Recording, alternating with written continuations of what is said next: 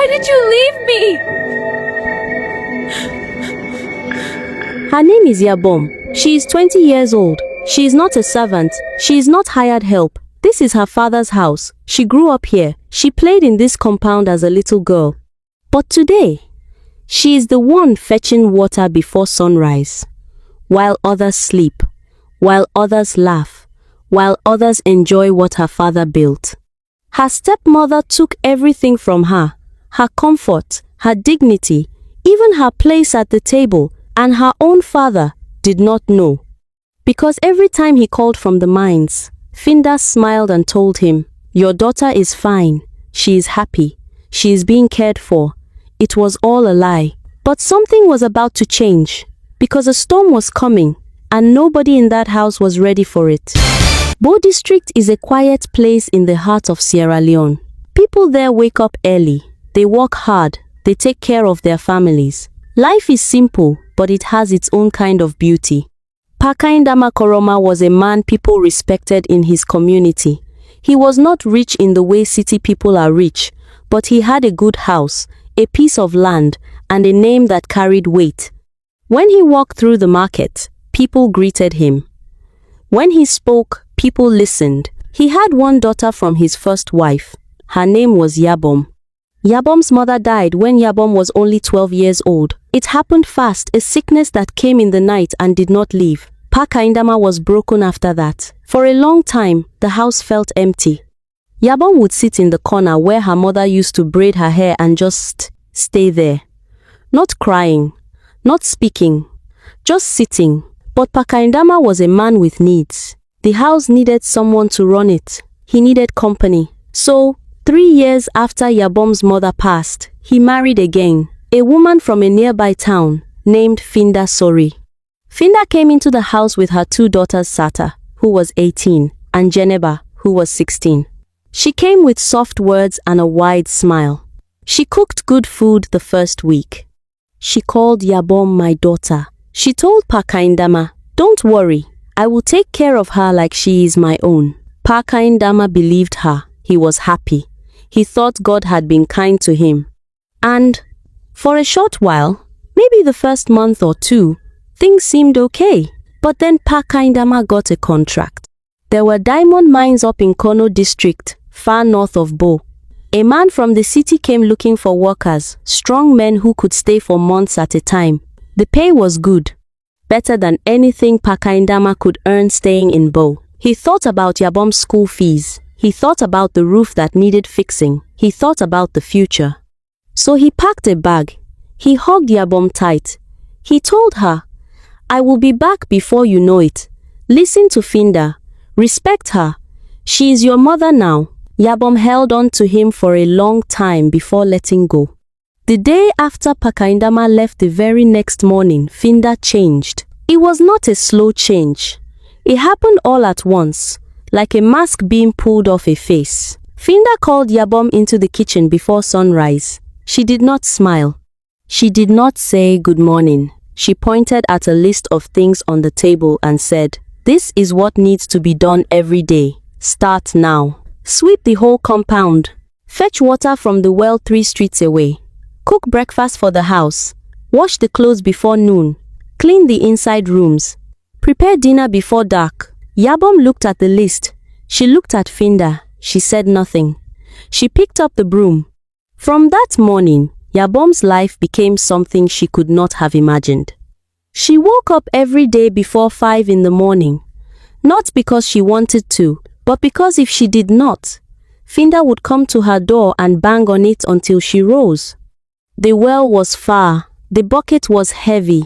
Yabom made 2 trips every morning, sometimes 3 if the cooking needed more water. By the time she got back, her neck ached and her arms felt like they were on fire.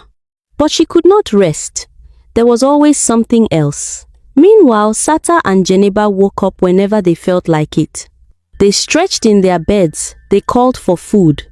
They sat in the main room and did nothing, watching their phones, laughing at things online, asking Yabom to bring them water even when they were perfectly able to walk to the kitchen themselves. Yabom served them without a word. At mealtimes, Finda made sure Yabom ate last. Sometimes, the food was already finished by the time Yabom sat down. Finda would shrug and say, "You should have been faster." So Yabom learned to eat whatever was left: cold rice, the bottom of the pot, sometimes just bread with nothing on it. She slept on a thin mat in the storeroom. The room smelled like old cloth and firewood. At night, the floor was cold. She curled up small to stay warm. Sata and Geneba had a room with a proper bed, a fan, and curtains on the window. The insults came freely. Sata called her bush girl. Geneba laughed at her rough hands. Finda told her she was lucky to have a roof over her head. "Where would you go without your father's house?" she would say. "Nobody wants you. You are a burden." Yabom did not answer. She carried the words the way she carried the water, quietly, painfully, one step at a time. When Pakaindama called on the phone, Finda always made sure to be in the room. She would smile and hand the phone to Yabom and stand right there, watching. So Yabom would say, "I am fine, Papa. Everything is okay." Because what else could she say? If she told the truth and her father did not believe her, she would be punished for it. She had seen how Finda worked. She knew the woman had a way with words. And so the days passed. One after another. Weeks became months. Yabom's body grew thin. Her skin dried out. Her eyes, which used to be bright, became quiet. She stopped looking people in the face. She kept her head down and just moved from one task to the next. But inside, deep inside where nobody could reach, she held on to something. A small, quiet thing that refused to die. She was not sure what it was. Maybe it was the memory of her mother's voice. Maybe it was the knowledge that her father was still out there, somewhere, and that he was not a bad man. Maybe it was just the stubborn part of herself that had always been there. Whatever it was, she held on to it. Every single day. There was something Finda did not know about Yabom. Before Pakaindama left for Kono, he had registered Yabom for a community education program in Bo, a non-profit group that helped young people who could not afford full-time schooling. They met 3 evenings a week in a building near the mosque. The program covered reading, writing, mathematics, business skills, and English. Finda thought she had shut down every door in Yabom's life. But she did not know about this one. Yabom had been attending for months before Pakaindama left. She continued attending even after the suffering began. She waited until Finda fell asleep. She finished all her evening work quickly and quietly. Then, 2 or 3 nights a week, she slipped out of the compound and walked the 20 minutes to the learning center. She sat in class with tired eyes and rough hands, and she paid attention to every single word. Her teacher was a woman named Mrs. Bangura, a small woman with glasses and a firm voice. She noticed Yabom. She noticed how she came in late sometimes, how she looked exhausted, how she sat closest to the light so she could see clearly. Mrs. Bangura never asked questions out loud. But after class one evening, she pulled Yabom aside. "You are very sharp," Mrs. Bangura told her. "I see how you think. I see how you work. You are going somewhere. Don't let anything stop you." Yabom nodded. She did not cry, but she wanted to. Mrs. Bangura had also been quietly submitting Yabom's work to an international scholarship program, one that identified young women in West Africa who showed promise and gave them the chance to study abroad. It was a long process. Months of paperwork, months of waiting. Yabom had almost forgotten about it until the letter came. Pakaindama Koroma came back to Bo district on a Tuesday. He told no one he was coming. The job in Kono had finished 2 weeks early, and he wanted to surprise his family. He was carrying a bag with gifts, fabric for Finda, sandals for Yabom, some small things for the girls. He was smiling when he turned the corner into his street. Then he stopped. He saw Yabom in the compound. She was on her knees, scrubbing the ground with a rough brush. Her dress was dirty. Her hair was rough and uncombed. She was moving slowly, like someone who had already used up everything she had and was running on nothing. Pakaindama stood at the gate and watched. He did not call out. Something told him to be still. Then the door to the house opened. Finda stepped out. She looked at Yabom on the ground and said, "You missed a spot by the step. Do it again. And after that, the back needs sweeping too." Yabom did not look up. She just moved the brush back to the spot by the step. Finda went back inside. A moment later, Sata came out. She was dressed nicely, a clean outfit, her hair done. She walked past Yabom without even looking at her, then stopped and said, "When you finish, bring water to my room. Warm water." And she walked out of the compound, past her own father standing at the gate past him, without seeing him, because he was standing still in the shadow. Pakaindama watched his daughter on the ground. He looked at her hands. He looked at her thin body. He looked at her old torn dress. And something inside him, something that had been sleeping, woke up. And it did not wake up gently. He walked through the gate. Yabom heard footsteps. She looked up. For a moment, she did not understand what she was seeing. Then her face crumbled. "Papa," she said. It came out like a sound from a very small child. Pa Kaindama knelt down beside her on the ground. He took her hands in his. He looked at them for a long time. Then he looked at her face. "How long?" he said. That was all, just those 2 words. Yabom shook her head. She could not speak. But she did not need to. He could see it in her face. He could count it in the lines on her hands. He stood up slowly. He picked up his bag. He walked into the house. What happened inside that house that afternoon? People in the compound talked about for a long time after. Pa Kaindama called Finda into the main room. He did not raise his voice. He sat down. He put his hands on the table. He looked at her and spoke in a calm, measured way that was somehow more frightening than shouting.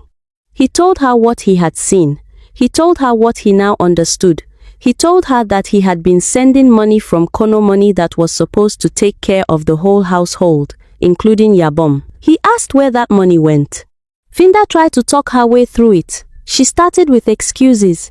Then she tried to paint Yabom as a difficult girl. She said, "She refuses to learn. She is lazy. I was trying to teach her discipline." Pa Kaindama looked at the hands of his daughter through the window. Then he looked back at Finda. He said, "Pack your things. You and your daughters. You have until morning." Finda's mouth opened. She blinked. She said nothing for a long time. Then she said, "You are doing this because of her. She is just a..." He stood up from the table. "Until morning," he said again. And he walked out. By the next day, Finda and her daughters were gone. 3 days after Finda left, while the house was still quiet and slowly beginning to feel like a home again, a letter arrived. It was addressed to Yabom Koroma. Mrs. Bangura hand-delivered it herself. She knocked on the gate early in the morning and asked for Yabom. When Yabom came to the gate, Mrs. Bangura was holding the envelope with both hands and smiling in a way that made Yabom's heart beat fast. Yabom opened the letter standing there at the gate. It was from the scholarship committee. She had been selected. Full scholarship, university studies abroad, accommodation, flights, and living costs all covered. The program would begin in 4 months. Yabom read it twice. Then she looked at Mrs. Bangura. Mrs. Bangura said, "I told you, you were always going somewhere." Yabom held the letter to her chest. She closed her eyes, and for the first time in what felt like years, she let herself cry, not from pain, not from exhaustion, but from something else. Something that felt like sun coming through after a long rain. She left Port District on a warm morning in November. Pa Kaindama stood at the airport in Freetown, his eyes red. He held her hands, the way he had held them, on the ground of the compound. But this time, he was not looking at wounds. He was looking at the same hands. And they were healing. He said, "Forgive me, for not seeing, for not being there." Yabom said, "You came back, Papa, you came back." She kissed his cheek and walked through the departure gate. The years that followed were not easy, but they were hers. She studied hard. She learned fast. She walked through the nights the same way she had walked before sunrise in Bo, but this time, The work was building something. She finished her degree. Then she went further. 7 years after she left Sierra Leone, Yabom Koroma returned to Bow District. She came back in a car, not on foot. She came back wearing clothes that were not torn. She came back with a plan and the means to carry it out. She opened a small business that gave jobs to women in the community. She partnered with the same non-profit that had once given her evening classes. She set up a fund in her mother's name for girls who needed school fees. People in Bo who remembered the girl carrying water before sunrise now came to greet the woman who was building something in their midst. Word travels fast in small places. It did not take long before Finda heard what Yabom had become. Nor did it take long for Sata and Geneba to find out. Sata came to the compound one afternoon, the same compound where she used to sit while Yabom scrubbed the ground. She came alone, without her mother, dressed modestly. She knocked on the gate. Yabom opened it herself. Sata could not look her in the eye at first. She spoke to the ground. She said she was sorry. She said she had been young and foolish. She said she had followed her mother without thinking. She said she had never forgotten Yabom, not once in all those years. Yabom listened to all of it. Then she said, "I believe you." She did not offer Sata a job. She did not give her money. But she did something that cost her more than either of those things. She looked at Sata without bitterness and said, "Go and live well.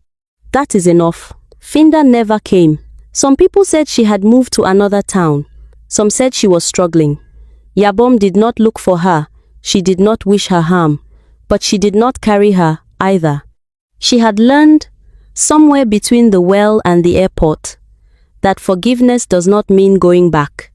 It means putting something down, so you can walk forward without the weight. Moral lessons: never treat people badly because they are weak.